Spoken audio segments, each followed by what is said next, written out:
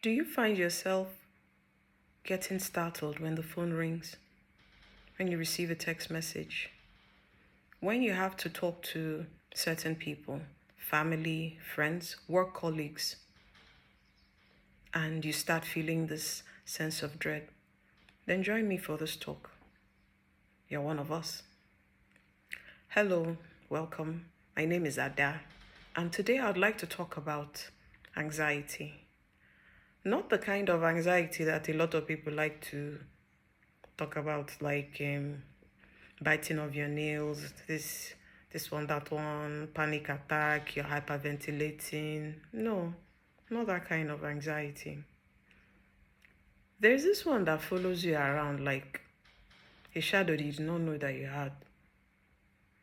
Like this sense of doom that just keeps coming up in everything that you're doing, and you keep feeling like something bad is about to happen, but you don't know what it is. Sometimes it fades away, but it always returns. For me, let me just tell you, that one has been with me for, it's become such a part of my life that I didn't even realize that what I was having was anxiety. It's in everything I do. My phone will ring, Obi Amapom. Who is it? What do you want? Why do you want to talk to me? What has happened? Text message, Okwagu. What is it now? What are they about to tell me? Which one do you want me to do? Talk less of somebody coming to my house. Hey, where are we going to start with that one? Okay, let's see how I manage. And that has been a major part of my life for as long as I can remember. And the funny thing is that, funny or not, I've seen it as a way of, so I find myself just with the ones that I feel like there's no way around it. I just simply just go like, well, what's the worst that could happen? Let's just see. Let's just get this one over with. That's with the ones I feel like I can't avoid. The ones I can't avoid, they are the kinds that will come in and be like, hey, and this one that's coming at night, that means I won't be able to sleep this night. No. I can't take this call. No. I hear people telling me, you switch off your phone when you're sleeping. What if somebody wants to reach you? I said, the person should not reach me. Please don't reach me. Don't reach me. Wait until morning. Wait until I'm ready and I've geared myself up. I've mentally psyched myself up to ready for the day. I mean, to drive to work. Oh my goodness. I don't know how we do it. But jokes apart, this is a serious issue that I've been dealing with for years on end now. Some psychologists have called it low-level anxiety, and it permeates every single thing that I do. Driving to work, dropping my children off, even picking them up, saying hello when I get to the office, engaging people. On the outside, I'll probably be smiling. I look like I've got it all together. This cool madam, nothing phases her. She's got it all together. Inside, I'm squirming and I'm just holding on. I am taking it one day at a time. I'm mentally gearing up myself for the worst that could happen. And then when that doesn't happen, when something good happens, I go like, just wait for it. The other shoe is about to drop. The next worst one is about to happen. And this has been going on for years. Be it from family. Oh, talk less of close relationships. They are the worst. When you have to have that talk. Whether the talk is for the children just to go somewhere for the weekend. It turns into a battle, an emotional wreckage. So today I said, let me bring this outwards, because whenever I've thought about talking about it, at best, oh, Don't worry, you'll be fine. Just pray about it. At worst, I get you have Oyibo people's problem. It's because you're not hungry. It's because you have a lot of options. That's why you can complain about such things. So what does that make me do? It makes you take it inside and keep it inside. Let no one know any better. Because how can you complain when life is so good? It's because life is good. That's why you're complaining. You haven't seen hardship. But that does not mean that surviving is thriving. How is it that at the end of each day, you're so emotionally exhausted and yet your mind does not go to rest? I call myself a light sleeper. The other day I read somewhere on one article that actually what you're calling light sleeper is not that you sleep light, is that your fight or flight response is never turned off. So even while you're asleep, you are alert. Your body is scanning for signs of danger, for anything that will mean that things are not quite right. And that's not how to live. But at the same time, that's how I've been living.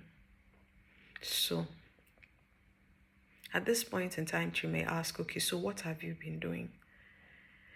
At first, when I found out about it, there was this, oh dear me, what am I doing? When I actually put a name to what this condition seemed to be. Anxiety, I just called it anxiety. That's all I could think about because that's what it was. Anxiety. When it's time to, depending on who I was talking to, if, for instance, if it was my mom about something I should have done or my boss, something I should have, it was a fear. Anxiety is the fear of being out of control, of not being in charge. And in a world where there's nothing that more or less is under your control, almost everything is not under your control. And in that world, one would think that at about this time and for as long as you have been in the world, you would have figured it out by now that things are not really under your control. And yet, here we are. So, at first I started researching, and it was the usual generic things, go for therapy. Therapy, na Nigerian. Ngwan, go and see if you can find anybody who you're willing to dash money to listen to you. That's what people refer to it as. So I started to do other things. And even though I'm not a church person, I believe in spirituality. And that's where meditation came into this. I started to meditate. And if there is one thing that meditation has taught me is acceptance, submission to what is at the moment. And it helped me quite a lot. In my first session of meditation, that was when I realized just how much tension I was carrying in my body. In the first 5 minutes of fidgeting and trying to find a comfortable position, after that first 5 minutes, I'm wondering whether the ants on the floor are not going to decide that you make a nice statue, so they should climb on top of you. After all that, I then started to feel, just as I started to relax, I could actually feel, oh my gosh, my muscles, everything was being held in place.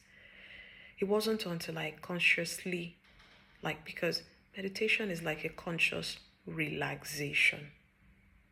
At least that was what it was for me. It was the first time I was aware, I was conscious, and I physically let go. Just let it be. And for the first time, I could feel the muscles loosening. And I started to understand this is what you do every single minute of the day. The only time you're not doing it is when sleep carries you.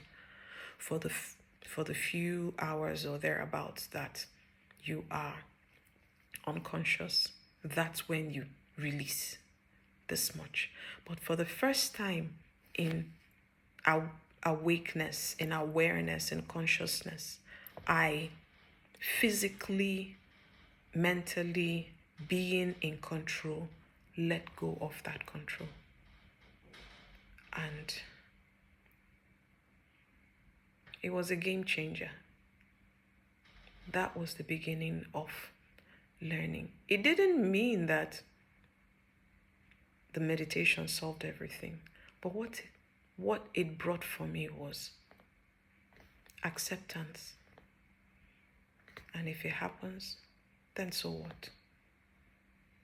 And if it doesn't happen, then so what? Secondly was journaling. Oh my God, that one was another busy. You see your mind is, oh my God, I don't know what to use and qualify that thing. It can run around like one nasty rat that does not want to be captured. Put it this way, it runs that way. Put it that way, it runs this way. So journaling, like getting pen and paper and actually like carry that thought, write it down. Because as you're thinking, okay, if I'm thinking this, let me count. Another thought will come and say, no, that thing you're thinking is not quite that. It's not quite this. It's like this.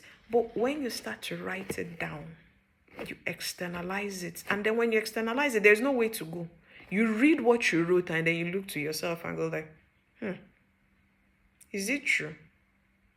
And then that's when you find just how nonsensical the mind can be. Because when you put it down, you've captured a particular thought.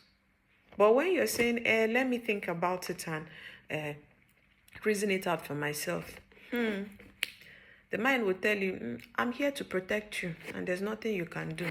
I will make sure that I get my work done. And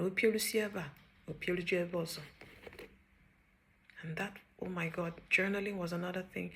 Today, I can't say that I'm very good at it, because I hate writing. But believe me, that is when you capture the truth. That is when you can actually say, this is what you're thinking. You put it down on paper, you read it, and you go like, is it true? Then you can figure out the logic or reasoning behind what your mind is going over and over and over. And thirdly, it's friends or people that can listen to you. Don't ever, I can't overemphasize the importance of socializing, even though that is one of my most difficult things to do, socializing. It leaves me drained. But what happens is that even if it's not a huge number of people, maybe just one or two people, soundboarding, just the same way that journaling helps you put your thoughts on paper, soundboarding is where someone else is there and you're speaking out what is going on in your head, and the person can sometimes counter what you're saying. Oftentimes they will simply tell you, yes, what you're saying doesn't make sense. But if it's someone, a good listener, they would let you spew everything out. And then they can take up a few salient points, or they can say something like, would you like my idea on what you're thinking? And that's an opening. And you can take it on from that way. At other times, all you needed to do was, as you start to talk, at least for me, I've experienced that one in particular. As I start to talk, I start to go like, oh, okay. Now that I'm saying this, I'm starting to realize what it sounds like. Okay. Maybe that's not what I really thought I was supposed to be. I think maybe that's not that's not the way it really is. Things like that. These are the three things so far that I would say has been very, very helpful in keeping this mind a little bit under wraps and not totally gaga.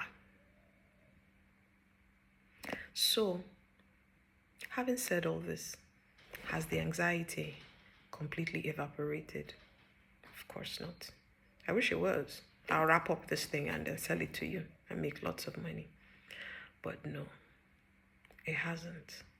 But what these techniques have done for me is that they gave me a way to take this issue, this problem, and find a way around it so that I can live my life not just surviving, but also attempting to thrive and actually thriving. Because if not, I don't think I'll be here talking to you. I'm probably wondering, not that I haven't, wondering what, this one you're doing now, let's see what people are going to think about it. And then rehashing it, every single response that is possibly going to come, comments that are going to come, wondering, what would they now say about this one? What would this person? And of course, the mind has a way of going through all the nice things people say and zeroing in on that very bad one. That's the one your mind will start to go round and round and round. But the difference here is that I am now conscious. I'm aware. I know that the mind is going to do that. So I'm prepared. I can see you doing it, and that makes a whole lot of difference, as opposed to when you do not realize that there is a kind of loop which you're caught on, and your mind just keeps going in circles, round and round and round and round on the thing, and like what they call doom scrolling. So, anyways, I've come to the end of today's session, and if you liked anything I said, or if you felt that somehow this, in one way or another, you can relate to it, it resonates, or there's someone you know that this might help, please give this video a like, a thumbs up, and I will really appreciate it. Until the next time.